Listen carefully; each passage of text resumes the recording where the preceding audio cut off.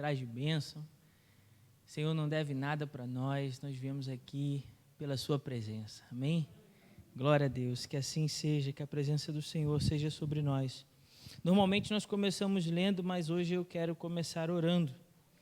Vamos orar e pedir a bênção do Senhor sobre a sua palavra e sobre os nossos corações e os nossos ouvidos para receber essa palavra. Pai, nós te damos graça, Senhor, por tudo aquilo que o Senhor fala aos nossos corações. Te damos graça pela tua palavra, porque cremos que ela, Senhor, tem poder para nos salvar, para nos livrar do mal, do pecado, para purificar as nossas vidas, para transformar quem nós somos.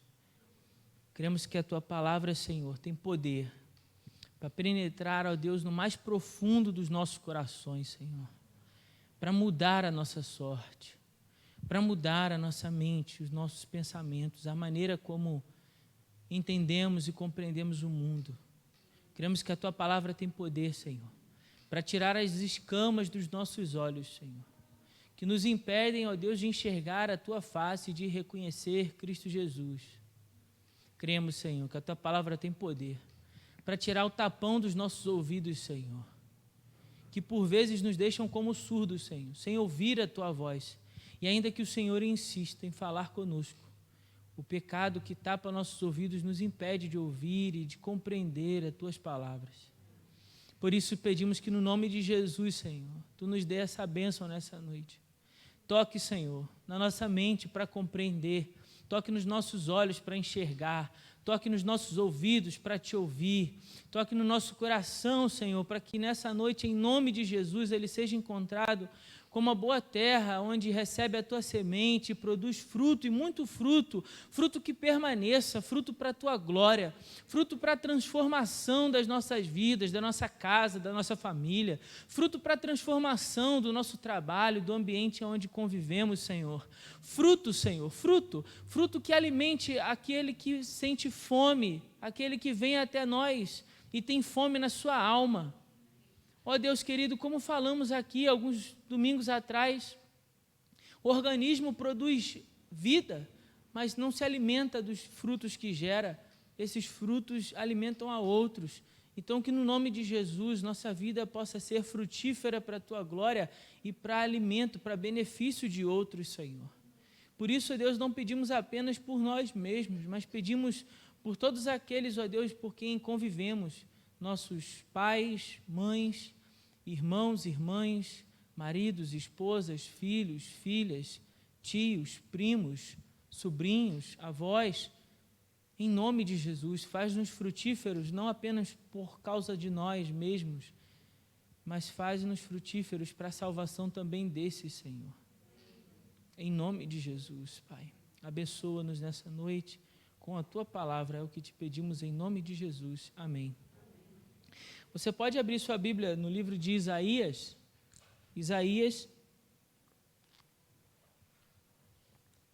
capítulo 53.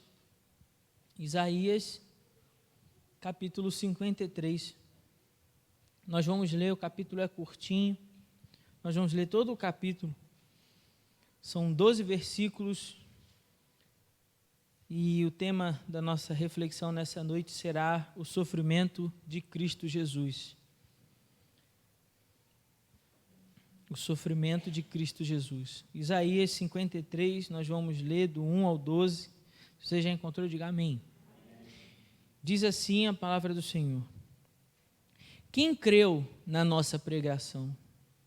A quem se manifestou o braço do Senhor? Foi crescendo como renovo diante dele, como raiz que sai de uma terra seca. Não tinha formosura nem beleza. Quando olhávamos para ele, não víamos beleza alguma para que o desejássemos. Foi desprezado e rejeitado pelos homens, homem de dores e experimentado nos sofrimentos. E como um de quem os homens escondiam o rosto, foi desprezado, e não lhe demos nenhuma importância. Verdadeiramente ele tomou sobre si as nossas enfermidades e levou sobre si as nossas dores, e nós o consideramos aflito, ferido por Deus e oprimido. Mas ele foi ferido por causa das nossas transgressões e esmagado por causa das nossas maldades. O castigo que nos traz a paz estava sobre ele, e por seus ferimentos fomos sarados.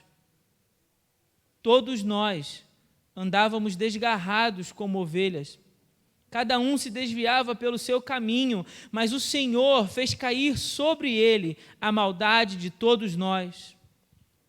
Ele foi oprimido e afligido, mas não abriu a boca. Como um cordeiro que é levado ao matadouro e como a ovelha muda diante dos seus tosquiadores, ele não abriu a boca.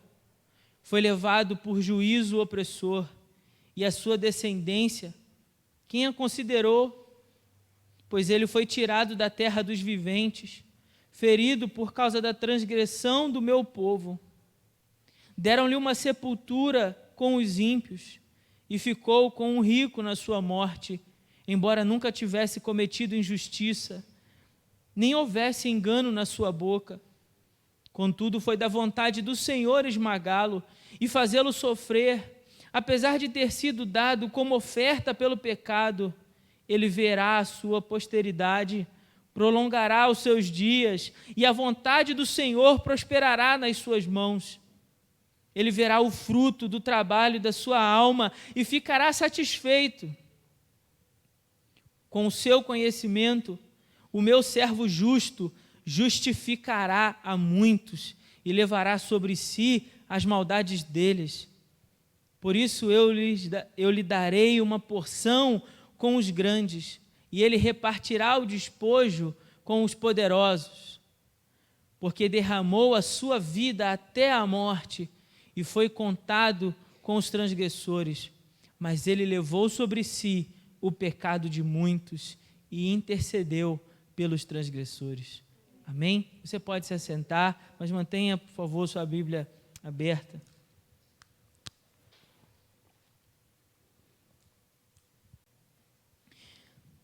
Bom, que o Senhor nos dê a graça de explicar esse texto tão duro para nós, pois retrata o sofrimento do nosso Senhor. Mas antes eu quero fazer algumas considerações com os irmãos. Eu quero ressaltar aos irmãos que esse texto foi escrito pelo profeta Isaías muito antes do nascimento de Jesus. Cerca de aproximadamente 700 anos antes do nascimento de Jesus. O profeta viu, Deus lhe deu uma visão. E o que o profeta descreve para nós? O profeta descreve o Messias, o caminho do seu sofrimento, mas também descreve a recompensa do seu sofrimento. Ele descreve um pouco sobre o Messias, sobre o homem comum de origem humilde. Ele diz, ele cresce como uma raiz que sai da terra seca. Ninguém espera que vá crescer uma árvore frondosa e cheia de fruto no meio de uma terra seca, não é verdade? Ninguém faz muita projeção para isso. Para descrever o surgimento e a origem humilde do Messias, mas também o descreve como um homem experimentado por dor e por sofrimento. Isso porque quando o profeta começa a falar, por exemplo, de que nele não havia beleza e nem formosura, entenda, o profeta não está vendo Jesus em seu cotidiano comum. Ele está vendo Jesus no momento da sua dor e do seu sofrimento. Ele está vendo Jesus no meio dos cravos que lhe feriam as costas. Ele está observando Jesus carregando aquela cruz pesada. Ele está vendo Jesus no meio da dor, e ele olha para Jesus e diz, ali não havia beleza nenhuma, beleza alguma. Ele era como um homem que foi desprezado e rejeitado. Ele era como um homem de dor e sofrimento que os homens escondiam o rosto. Os homens escondiam o rosto diante de toda aquela crueldade sofrida por Jesus naquela cruz. Você conhece bem a história. Hoje nós estamos num domingo de Páscoa, onde todo mundo cristão celebra a morte e ressurreição de Cristo, onde muitas vezes nós já nos deparamos na televisão com as histórias sobre Jesus, os filmes contados sobre Jesus. E por vezes ouvimos essa história e não percebemos o quanto a crucificação e a caminhada de Jesus até o Gólgota é terrível. E o profeta prevê isso 700 anos antes, e ele observa, e ele começa a descrever isso para nós. Ele começa a falar sobre a crucificação e o sofrimento de Jesus e os motivos dessa crucificação.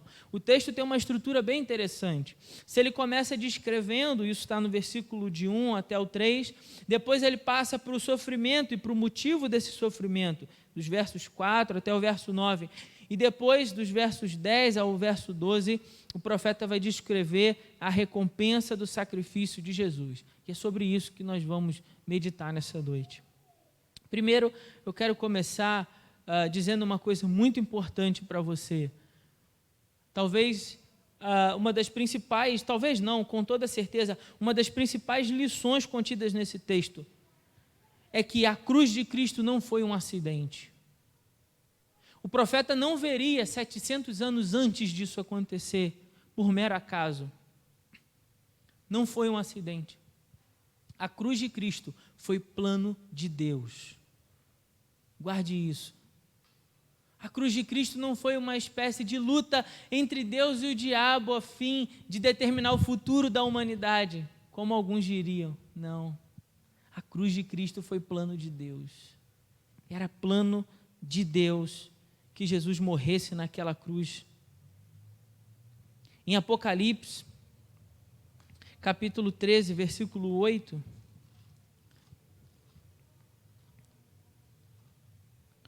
o autor vai dizer para nós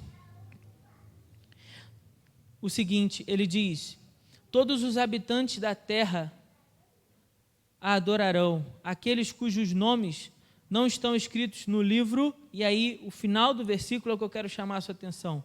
Ele diz assim: o livro do Cordeiro que foi morto desde a fundação do mundo. Perceba o que o texto está dizendo para nós. O Cordeiro foi morto quando? Há 2000 anos atrás. O Cordeiro foi morto por causa da perseguição dos judeus. O Cordeiro foi morto por conta da condenação de Pilatos. O Cordeiro foi morto por conta da traição de Judas. O Cordeiro foi morto por conta da pressão daquela multidão? Não. O Cordeiro foi morto pelo plano de Deus. E o Cordeiro foi morto antes da fundação do mundo. Antes de Deus dizer que haja luz, ele disse que haja cruz. Que não faria sentido criar a mim e a você, sabendo que nós teríamos uma natureza pecadora proveniente de Adão e que nós iríamos nos distanciar e que o nosso fim seria a morte e a condenação eterna como fruto dos nossos pecados, se ele não antecipasse isso e nos desse um caminho de volta à sua presença, nos desse uma oportunidade de resgate. Por isso Deus determinou que o Cordeiro fosse morto antes da fundação do mundo. Isso já estava nos planos de Deus antes de tudo. Todo aquele sacrifício não foi fruto do mero acaso, muito menos dos religiosos daquela época ou do poder do Império Romano, toda a sua crueldade daquela cruz, muito menos porque um dos seus discípulos o traísse ou porque uma multidão ensandecida clamava crucifica-o, crucifica-o, mas porque Deus desejava, ele tinha um plano perfeito para nós. E é por isso que Jesus então enfrenta aquela cruz. É por isso que esse sofredor encara aquela cruz, porque isso estava no plano de Deus. E se você disser, mas pastor, então qual era o motivo? Porque isso não parece um plano muito belo. Na verdade, essa imagem é uma imagem de sofrimento, é uma imagem que nós também não desejamos olhar. Como eu disse aqui de manhã, nós olhamos, por exemplo, aquele filme A Paixão de Cristo e vemos todo aquele sofrimento ali naquelas cenas e a gente não quer olhar para a televisão. Não é assim? Você também sente isso? A gente não quer encarar aquilo. Todo aquele sofrimento naquela cruz. A gente não quer olhar. E aí você diz, então, por que esse plano, pastor? Bom, o texto diz para nós. O texto descreve um motivo para nós. Veja o que diz a partir do versículo 4. Acompanhe aí na sua Bíblia. Versículo 4, o autor declara o motivo. Ele fala: verdadeiramente, ele tomou sobre si as nossas enfermidades. Ele levou sobre si as nossas dores. E nós o consideramos aflito, ferido por Deus e oprimido. Mas ele foi ferido por quê? Por causa das nossas transgressões e esmagado por causa das nossas maldades. O castigo que nos traz a paz estava sobre ele, e por seus ferimentos nós fomos sarados. Ele diz: mas todos nós andávamos desgarrados como ovelha, e cada um se desviava pelo seu caminho. Mas o Senhor fez cair sobre ele a maldade de todos nós. Então, qual é o motivo daquele sofrimento? Qual é o motivo quando nós lemos os evangelhos, seja Marcos, Lucas e João, quando nós lemos ali a trajetória da crucificação, na verdade muito antes, né? Desde quando Jesus está no Getsemane ali sofrendo, sentindo todo o peso espiritual do pecado da humanidade que haveria sobre o cálice de Deus, o juízo de Deus que seria derramado sobre Jesus, e Jesus já está sofrendo antes dessas coisas acontecerem. Você lembra do Getsemane? Você lembra do sofrimento? A pressão sobre Jesus. E então nós observamos isso e pensamos, bom, depois disso Jesus vai enviado para Herodes, Herodes não o condena, vai para Pilatos, Pilatos não o condena, volta para Herodes, depois de Herodes volta para Pilatos de novo. E então vou dar uma surra nele, depois a gente libera, mas a multidão clama, quer ver a crucificação, quer que Jesus de fato seja morto. E nós vamos lendo em cada um dos evangelhos e pensando sobre aquele sofrimento, e é inevitável que eu e você façamos a seguinte pergunta: qual é o motivo disso tudo? E o motivo disso tudo é o nosso pecado. O motivo disso tudo são as nossas transgressões. Jesus toma para si a morte que era para mim e para você, por culpa dos nossos pecados, por culpa da maldade que há nos nossos corações. As nossas transgressões fizeram aquilo. Às vezes é difícil a gente encarar essa verdade. Às vezes é difícil encarar essa verdade porque, como foi ensinado aqui de manhã na escola bíblica, o nosso coração muitas vezes é tomado de uma justiça própria que a gente não se sente tão pecador assim. A gente não se sente tão mal assim.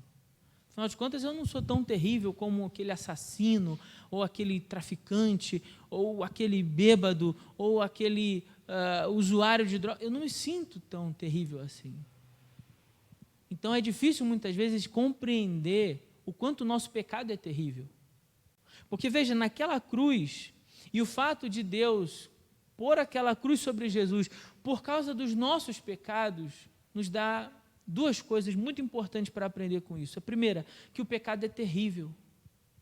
Então, quando nós olhamos para aquela cruz, nós vemos todo o terror das nossas maldades, o que nós estamos vendo e que nos dá vontade de não olhar para a televisão, né? Por exemplo, se for ali na encenação da paixão de Cristo, né? Que dá vontade de a gente desviar o olhar da tela que demonstra aquele sofrimento. O que nós estamos vendo é quão terrível é o nosso pecado, quão terrível é a maldade que há em nós, que há em mim, que há em você, meu irmão. Mas em segundo lugar também, isso nos mostra o quanto é maravilhoso o amor de Deus.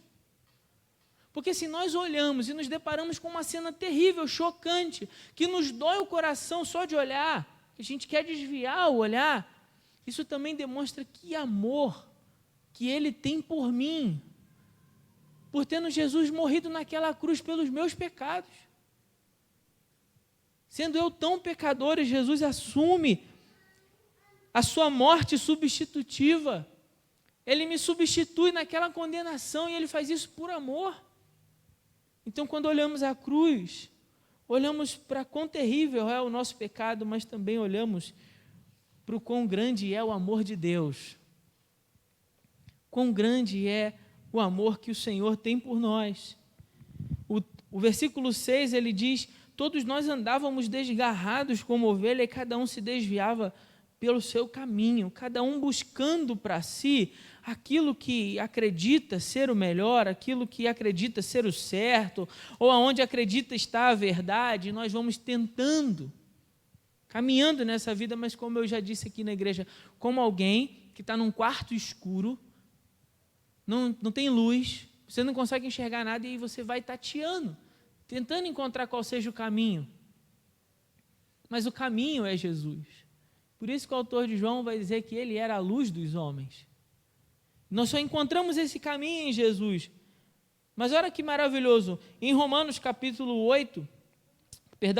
5, versículo 8, sobre esse assunto, Paulo vai dizer o seguinte: mas Deus prova o seu amor para conosco ao ter Cristo morrido por nós quando ainda éramos pecadores.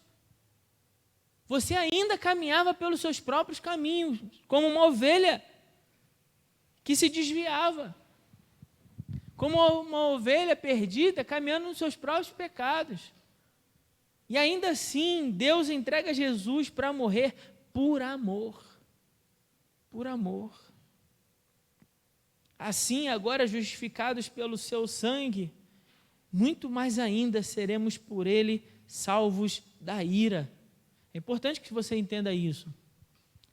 A crucificação de Jesus é algo tão terrível para nós, porque ela demonstra a ira da justiça de Deus sendo derramada sobre Jesus. É por isso que Jesus vai dizer que foi abandonado não apenas pelos seus discípulos, não apenas pelos seus seguidores, mas que foi abandonado naquele momento até mesmo pelo próprio Deus, porque todo o mal da humanidade, todo o pecado da humanidade estava sobre ele, e a justiça de Deus estava sendo derramada sobre Jesus. E é por isso que ele então se vê como abandonado. E o texto dizendo para nós: ele foi ferido por causa da nossa transgressão. Eu quero chamar sua atenção novamente para um outro detalhe. No início do sermão, nós começamos lendo o texto, e o texto começa com uma pergunta: quem creu na nossa pregação? Eu queria que você pensasse nessa pergunta novamente. Quem creu na nossa pregação? Por que o autor está escrevendo isso para nós, se ele está vendo Jesus naquela cruz? Por quê? Quem se manifestou o braço do Senhor? Como se por um segundo o próprio profeta duvidasse de que aquele sofrimento teria algum resultado. Como se por um segundo o profeta percebesse que um dos maiores inimigos de Jesus seria a descrença. Porque, afinal de contas, depois de tudo isso, quem creu nas palavras dele? Quem acreditou? A quem se manifestou o braço do Senhor? Essa é a pergunta. Mas o texto também descreve para nós a recompensa de Jesus. A recompensa. Veja, a partir do verso 10 ele diz assim: contudo, foi da vontade do Senhor esmagá-lo e fazê-lo sofrer. Apesar de ter sido dado como oferta pelo pecado, ele verá a sua posteridade e, note, prolongará os seus dias. Prolongará os seus dias. Bom, por que ele está dizendo isso? Que ele prolongará os seus dias. Bom, em 1 Coríntios capítulo 15, Paulo fala sobre a ressurreição dos mortos. E ele fala sobre a vitória de Jesus sobre a morte. E quando Paulo está descrevendo sobre isso, lá no capítulo 15, falando sobre como nós seremos transformados, ele diz assim, a partir do versículo 52, num momento, num abrir e fechar de olhos, ao som da última trombeta, porque a trombeta soará, e os mortos ressuscitarão, imperecíveis, e nós seremos transformados, pois é necessário que aquilo que perece se revista do que é imperecível, e o que é mortal se revista do que é imortal.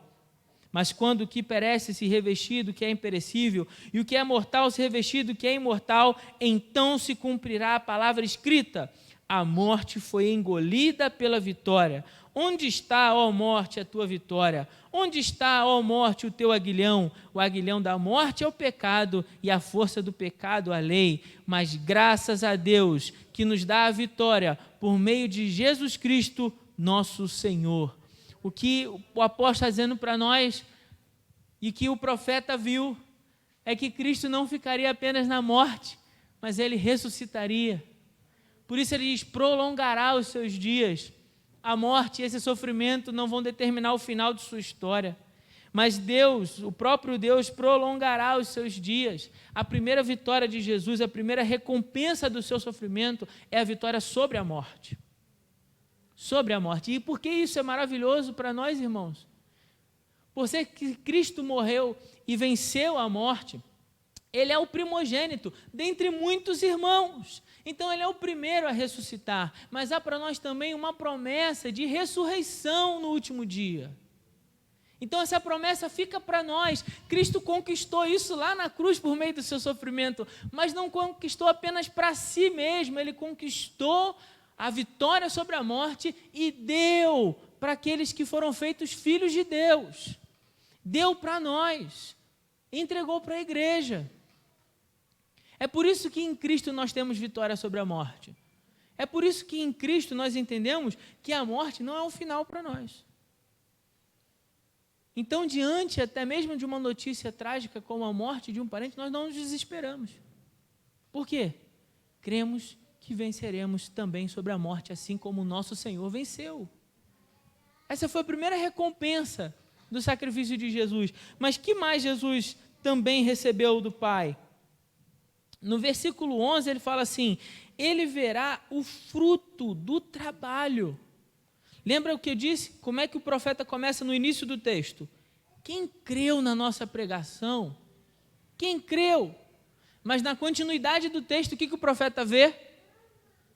Ele vê Jesus olhando para o fruto do trabalho da sua alma e ele diz: ele ficará o quê? Satisfeito. Satisfeito com o seu conhecimento, ou seja, com a sua mensagem, com o seu evangelho, o meu servo justo justificará a muitos. Ele está falando da justificação pela fé que nós como igreja recebemos, porque cremos no evangelho do Senhor Jesus. Não há justo, nenhum sequer, mas cada um de nós foi justificado pela fé que tem em Jesus. Então, quando Jesus enfrenta aquela cruz, ele também recebe de Deus o quê? Ele vai dizer: o meu servo justo justificará a muitos e levará sobre si as maldades deles. A segunda recompensa é o quê? É um povo que foi justificado pelo seu sacrifício naquela cruz. Se a primeira recompensa de Jesus é a vida eterna que ele conquista para ele e para nós também, a segunda recompensa somos nós, igreja. Igreja do Senhor, um povo separado e escolhido para Deus, que é justificado por meio do seu sofrimento naquela cruz. Então, Deus dá a Jesus um povo, pessoas.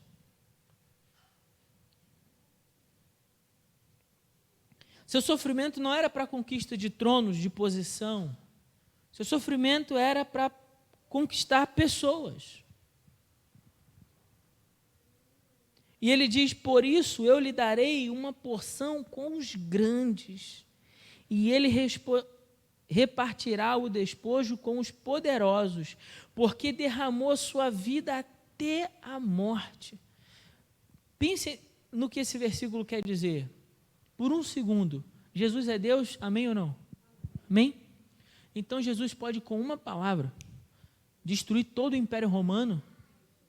Pode. Uma palavra, ele é Deus. Ele pode todas as coisas.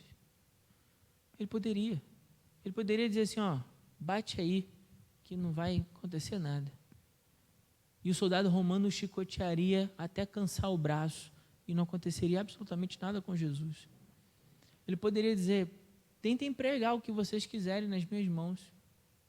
e não penetraria nada nas suas mãos. Tentem fazer o que vocês quiserem comigo, vocês simplesmente não vão conseguir. E o texto diz para nós que Jesus entrega a sua própria vida. Ele entrega, ele fala, derramou a sua vida até a morte.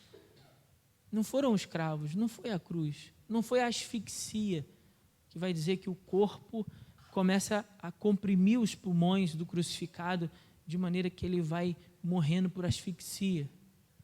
Não é o sangue ali derramado, nem os ferimentos, mas é como se você fosse sendo sufocado, sufocado por horas até a morte. Tanto que a humanidade ainda não conseguiu reproduzir ou produzir um instrumento de tortura que seja tão doloroso como a cruz. Isso dito por médicos mesmo, pesquisadores. O pior instrumento de tortura já produzido pela humanidade foi a cruz. E aí ele fala assim, olha, mas não foi a cruz, foi eu. Eu derramei a minha vida até a morte. Fui condenado com os transgressores. O texto que nós lemos no início do culto de Lucas narra isso. Mas ele levou sobre si o pecado de muitos e intercedeu pelos transgressores. E essa é a terceira e última recompensa de Jesus naquela cruz. Sabe qual é? Quando diz, mas ele levou sobre si o pecado de muitos e intercedeu pelos transgressores. A primeira eu disse para você, a primeira recompensa do sofrimento de Jesus é o quê? A vida. A segunda recompensa do sofrimento de Jesus é o quê? A igreja, um povo. E a terceira recompensa do sofrimento de Jesus é você. É você. Ele levou sobre si o pecado seu e intercede por você. Mas eu volto novamente no versículo 1 desse capítulo para fazer a pergunta que o profeta começa. Quem creu na nossa pregação? A quem se manifestou o braço do Senhor? Você consegue olhar para essa cruz hoje e ver Jesus e ver que você é a recompensa do trabalho? E você conseguiu compreender que o texto descreve toda essa dor e sofrimento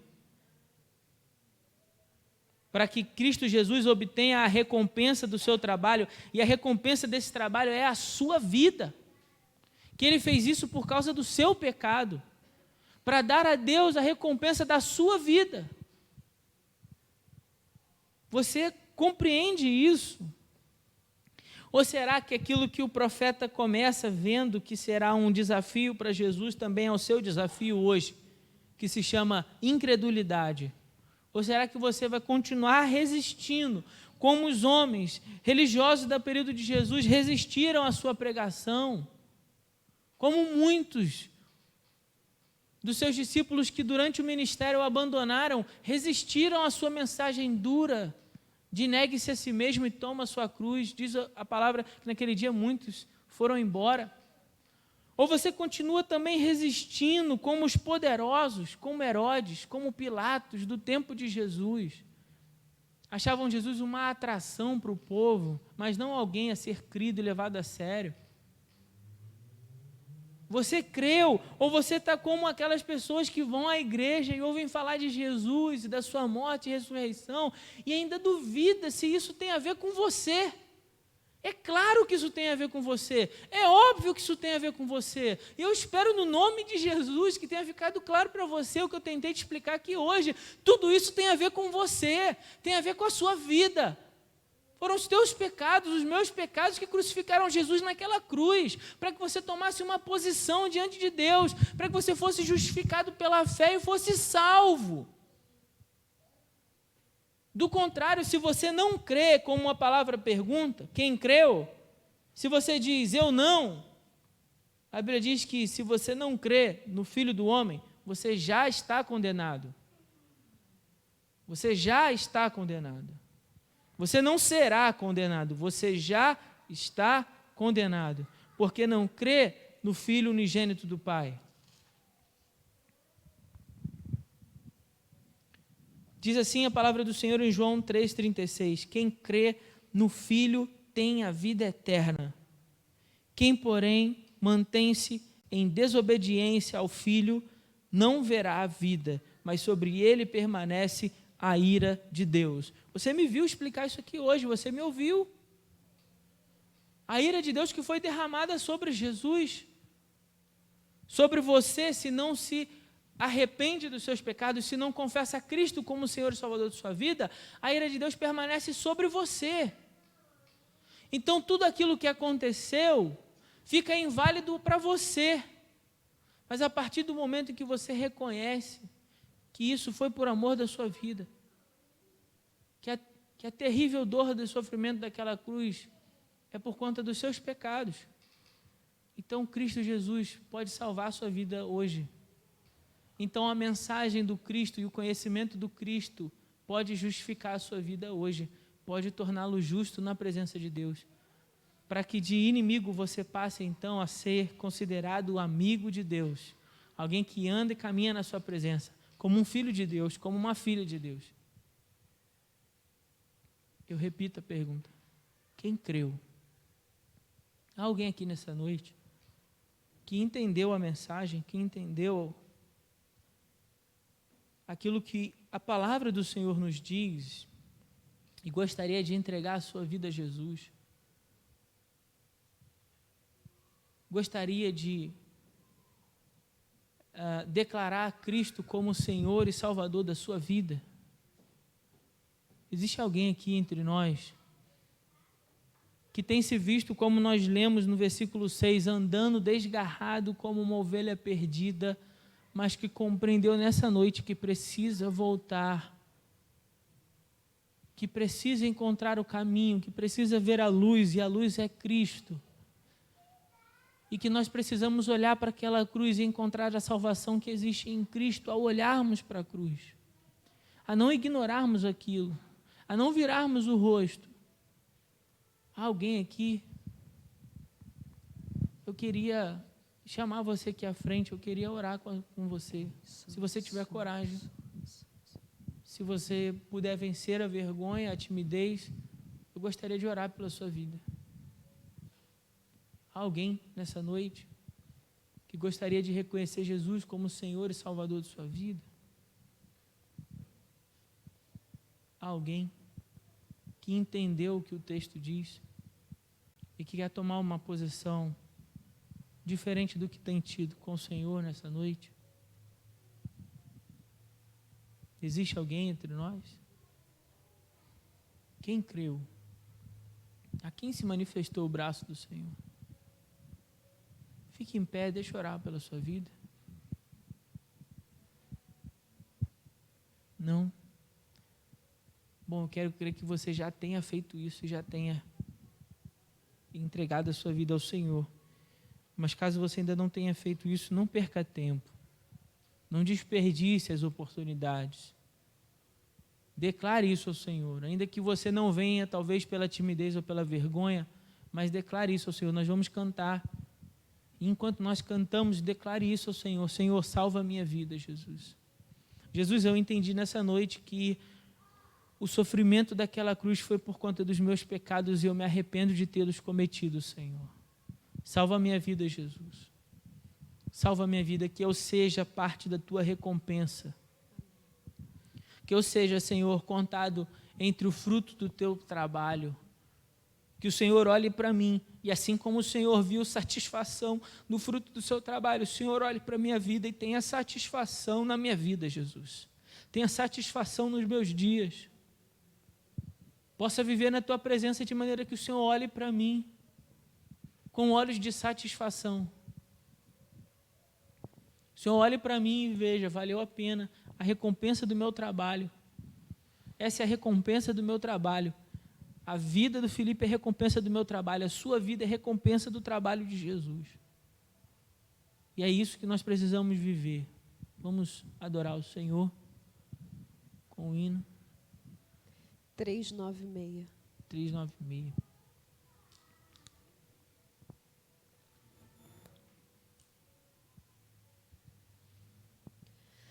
Oh, tão cego eu andei e perdido vaguei, longe, longe do meu Salvador. Mas a glória desceu e seu sangue verteu para salvar o tão pobre pecador. Foi na cruz, onde um dia eu vi meus pecados castigados.